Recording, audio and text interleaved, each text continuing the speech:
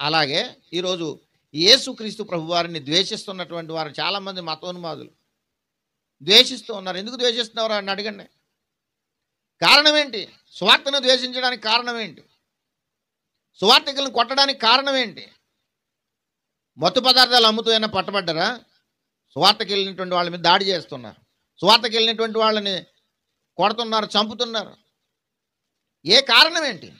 ఏ కారణం చేత కొడతా వాళ్ళని చంపుతూ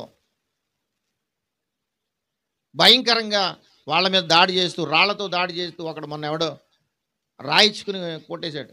ఆ పాస్టర్ గారిని కొట్టేశాడు, ఆ వ్యాన్ని ధ్వంసం చేశాడు. రాయిచ్చి బదులు కొట్టేస్తే గ్లాస్ పోయింది. అక్కడి నుంచి వాళ్ళు వెళ్ళిపోయారు. ఎవరు కూడా అతను మారు మాట మాట్లాడలేదు. ఆ దెబ్బలతో రక్తం కారుకుంటూ వాళ్ళు వెళ్ళిపోయారు. నేను కొడితే కొట్టరు, తిడితే తిట్టరు. మరి ఎందుకు ద్వేషిస్తున్నావు? దొంగతనం చేస్తూ పట్టుబడ్డారా? వ్యభిచారం చేస్తూ పట్టుబడ్డారా? 80 కోట్ల రూపాయలు ఏమైనా దొంగిలించారా? ఏంటి కారణం ఏంటి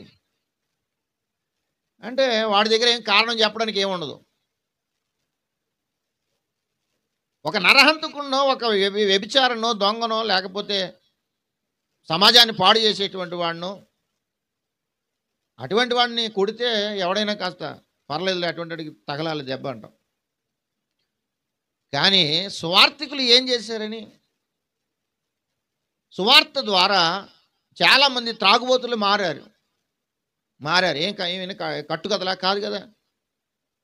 చాలామంది వ్యభిచార వృత్తిలో ఉన్నవారు మానేశారు. చిన్నదో పెద్ద జీవనోపాధి చేసుకుంటూ బ్రతుకుతున్న వారు ఉన్నారు. మోసాలు చేసేవారు మానేరు.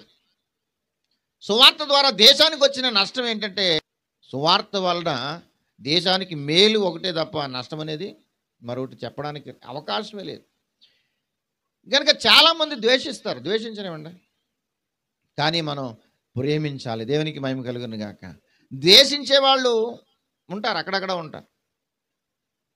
యేసుక్రీస్తు ప్రభువారు అసలు ఈ ద్వేషించేవాడే ఉండడం చెప్పాడా? చెప్పలేదు. మత్తయి సువార్తలో ఆ మాట చూడండి, 5వ అధ్యాయం 9వ వచనం కాడి నుంచి చదవండి.